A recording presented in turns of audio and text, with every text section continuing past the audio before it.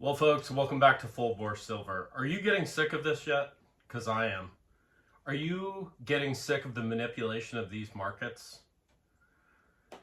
Last night, another 43,690 contracts at 5,000 paper silver ounces each, equating to 218 million 0.45 paper ounces were paper traded around the market on a low volume week when the Shanghai Gold Exchange is closed in after hours. And we saw red candle after red candle, the plunge out of a huge falling wedge, kind of a chop around, nice resilience this morning, and now we're in another red candle. We're at about 72.30. So basically you probably have 2, 3, 4 banks that are trading around in the last couple weeks the equivalent of 10 times the global planetary physical silver output in paper to suppress these Western markets. Nice free market capitalism, right? I want to remind you that in 2008, TARP saved 3 of these banks that are doing just that. Citibank, after the 2008 crash, real estate crash, was given $45 billion. JP Morgan was given $25 billion, and Bank of America was given $45 billion.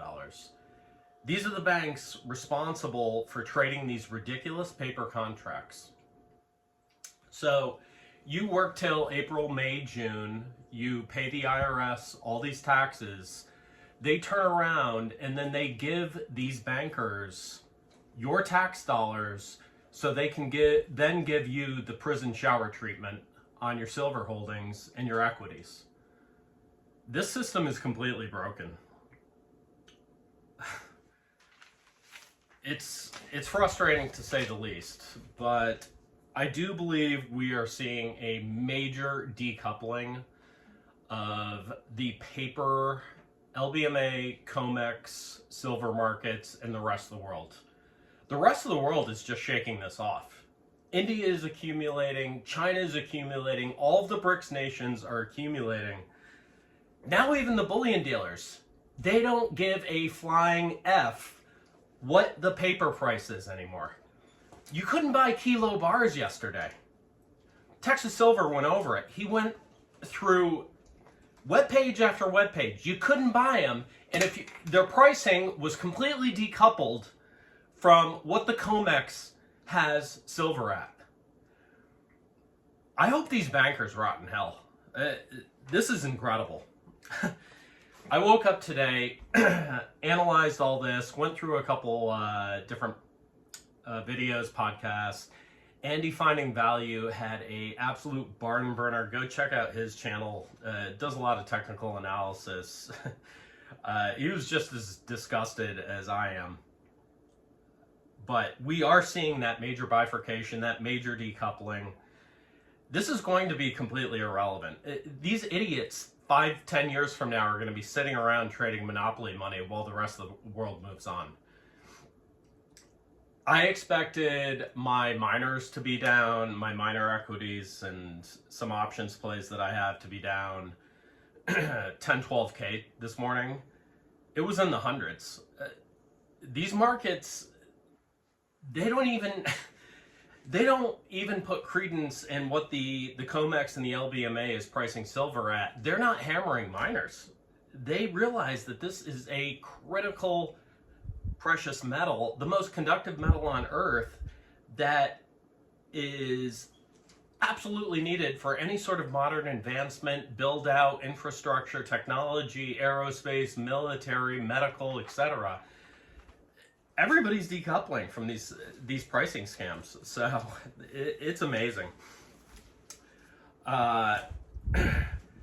And in effect, what they are doing by suppressing these prices is they are subsidizing China, India, Russia, etc., they are subsidizing their purchase and hoarding of the most conductive metal on Earth that is critical to modern life. Again, I've said it before, it's a national security threat. It's not being addressed whatsoever. And now what you have is these foreign powers going direct to the source in a lot of these mining countries, to the miners themselves. David Stein from Kuya Mining was on talking about how now he's getting calls not only from China, but from India now, state agents, bullion dealers, wholesalers, etc., looking to buy their doré. Doré is basically a composite of silver and gold that they press into rough bars right at the mine, and so it's easily shippable, and then it's further processed when it gets to the end stage in China or wherever. They're trying to buy all the doré that they can. And here's a Zero Hedge article. Silver Reckoning, U.S. squeezing China out of LATAM. I think it's just the other way around. Article kind of misses the mark. First part of the article is great. Basically says that China has had a 5-year offtake strategy. They've been deliberately acquiring very quietly raw materials from the source, buying base metals and concentrator doré from mines, bypassing traditional markets. So by doing this, very quiet, very smart, before any sort of price discovery happens, not going through COMEX or LBMA, so it doesn't jack the market, so they can accumulate as much as they can in this 1.2 billion ounce 5-year deficit that we are in. America is completely asleep at the wheel. Meanwhile, they've been doing this for 5 years plus. It never reflects market clearing prices, acquired upstream. Now, the rest of the article supposedly goes on to say that America has gotten wise to this. I don't know, in the last 3-4 days. So now they're going to try making phone calls. Government's been closed. Everybody's asleep at the wheel, but not the Chinese. So, and now the Indians getting in on the action. So, interesting article there. Another one that I wanted to address a little bit lighter is the media's venomous response to the recent silver surges. And, you know, it's complete Operation Mockingbird. You know, CNBC and Forbes and whoever, Barron, you know, whatever financial media sources, it's kind of this collective media downplay of what really is happening in silver. Headlines like, when to sell your silver? How much can you sell your 100-ounce silver bar for? They're completely ignoring the 45-year cup and handle, the decades-long suppression and manipulation of silver. And, you know, I've seen some great expos. So you go back, you look at this 45-year cup and handle that is now breaking out. There's actually a 150-year cup and handle if you go back far enough on these charts. They're completely ignoring the U.S. debt, the money printing, the Fed repos that happen. I also saw another chart that U.S. bank reserves are at a historically low float. They have no liquidity. That is why the Federal Reserve is using the Fed repo injections basically on a daily basis, if not definitely a weekly basis, but now we're seeing it 2 times a day.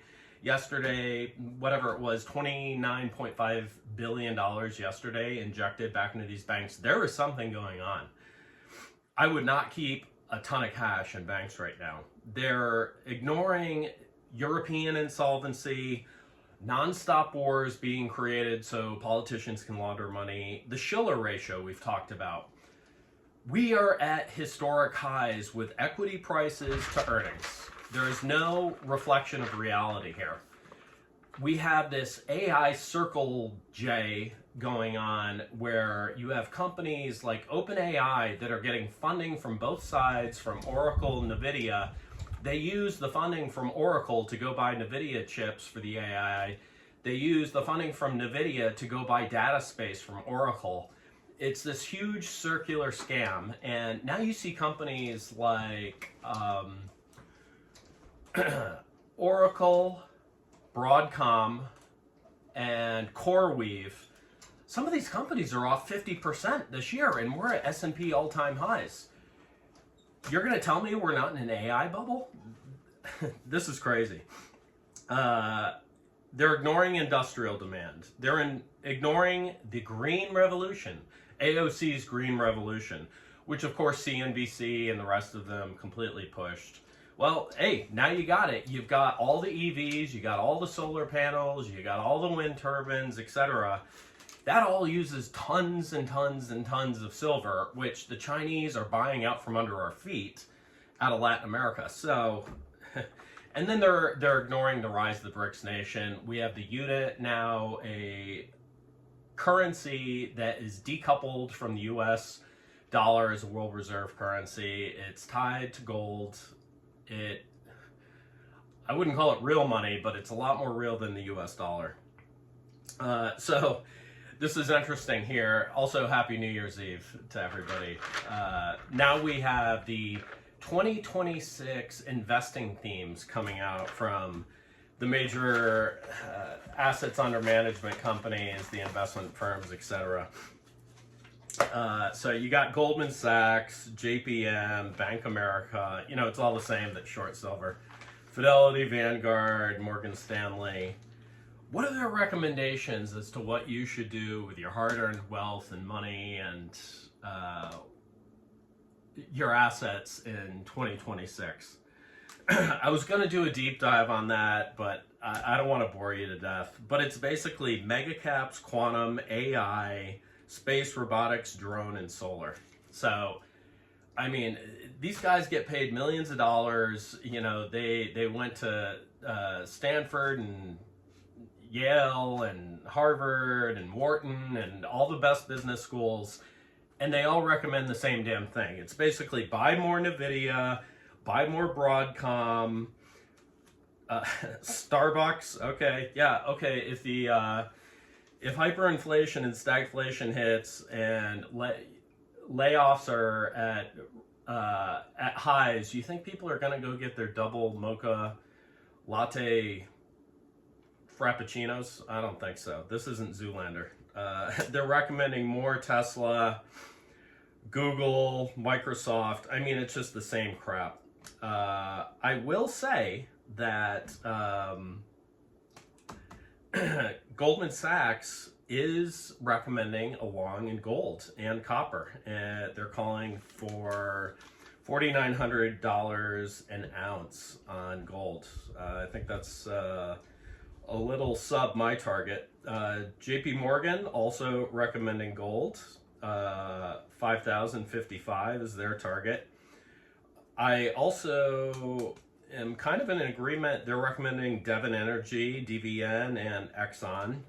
Bank of America is also recommending oil and gold. Nobody's recommending silver, I will say that. So that's where full bore silver decouples from the major banks with their 2026 recommendations. Fidelity is recommending copper and energy. Energy, we've talked about it before, is going to play a huge part. This grid is ridiculous. Our infrastructure is terrible in America. We can't build a nuclear power plant for the red tape. China's building 40, but we're going to need energy from someplace. It's not coming from wind turbines. They're too busy killing eagles. Let's see. Morgan Stanley, this is wild. They recommend a 20% allocation to gold. So, yeah, give Morgan Stanley a little bit of credit there. Kind of an agreement. But again, nobody's talking about silver. Here, you know, I did see copper echoed a couple times, and I saw a news bit where the EVs, obviously they've pushed so heavily, are just copper gobblers of copper. Okay, around 155 pounds of copper are needed for each EV. wiring 55 pounds, lithium ion battery 50 pounds, motor 16, cables 14 and a half, other features 12, 13. That is 4x what an internal combustion engine uses in copper. So, you know, the projections for EV manufacture, which obviously the largest EV manufacturing takes place in China, you know, it's staggering, in the tens of millions and exponentially increasing every year. And they use a ton of silver and a ton of copper. So I would have to agree with that copper recommendation.